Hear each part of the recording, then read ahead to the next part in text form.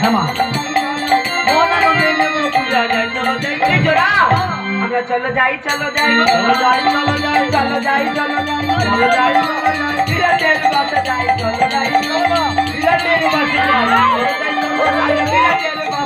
চলো যাই বিরাটের বাসে যাই চলো যাই চলো যাই মন মনে নেবে পূজা চলো